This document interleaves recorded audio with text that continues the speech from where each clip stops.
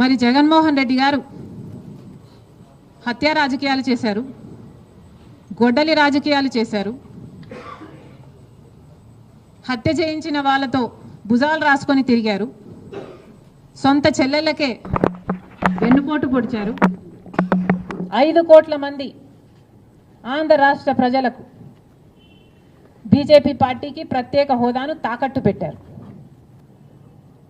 ఈరోజు జగన్మోహన్ రెడ్డి గారు ఢిల్లీలో ధర్నా చేస్తారా?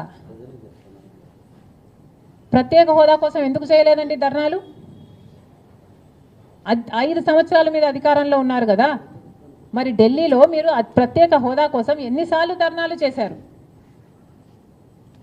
ప్రత్యేక హోదా అసలు ఊసే లేకుండా చేశారు కదా.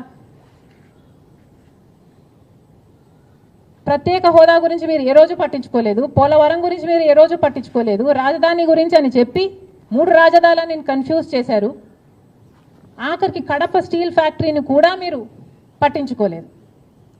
విశాఖ స్టీలు మన రాష్ట్రానికే తలమానికం అయినా అమ్మేస్తామన్నా కూడా పట్టించుకోలేదు. ఈరోజు మాత్రం ఢిల్లీకి వెళ్ళి ధర్నా చేస్తారట. మీ కార్యకర్తను చంపేస్తే ఢిల్లీకి వెళ్ళి మీరు ధర్నా చేస్తున్నారే, మరి మీ సొంత చిన్నాన్నను చంపేసినప్పుడు మీరు ఢిల్లీలో ఎందుకు ధర్నా చేయలేదు న్యాయం కోసం? జగన్మోహన్ రెడ్డి గారు సమాధానం చెప్పాలి. ఒకవైపు ఇక్కడ అసెంబ్లీ జరుగుతుంది, అసెంబ్లీ జరుగుతున్న సమయంలో మీరు అసెంబ్లీలో ఉండకుండా ఉండే ధైర్యం మీకు లేక ఇలా సాకులు వెతుక్కొని మీరు ఢిల్లీ వెళ్తామంటున్నారే. అంటే అసెంబ్లీలో ఏ బిల్లు ప్రవేశపెట్టినా అది ప్రజలకు వ్యతిరేకమైన అది పాస్ అయిపోవాలనా?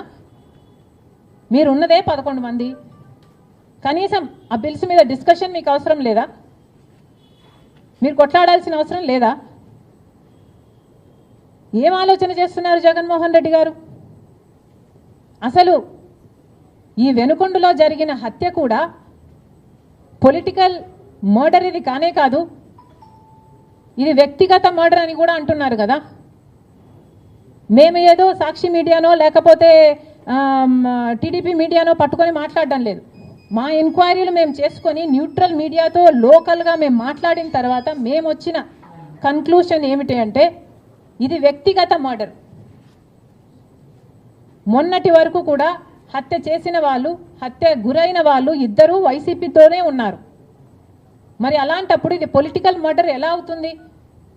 ఈ పొలిటికల్ మర్డర్ అని మీరు చెప్పి మీరు ఢిల్లీకి వెళ్ళి ధర్నా చేస్తున్నారా? దేనికి? మీ ఉనికి కాపాడుకోవడం కోసం, మీ పార్టీ కోసం అని చెప్తున్నారు. ప్రజలు ఏం ఆలోచిస్తారు?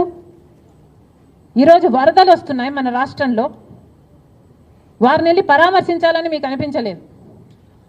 కానీ వ్యక్తిగత మర్డర్లో మీ పార్టీకి సంబంధించిన 2 కొట్టుకొని చచ్చిపోతే ఈరోజు మీరు ఢిల్లీకి వెళ్ళి ధర్నా చేస్తారా? ప్రజల కోసం మీరు ఎందుకు నిలబడలేదు? మీ పార్టీ వాళ్ళు ఓటేస్తే మీరు గెలిచారా? మీ పార్టీ వాళ్ళ కోసమే మీరు ముఖ్యమంత్రి అయ్యారా? 5 సంవత్సరాలుగా మీరు ప్రజల కోసం పనిచేయలేదు, కానీ ఈరోజు ఢిల్లీకి వెళ్ళి ధర్నా చేస్తారట. సిగ్గుండాలి కదా.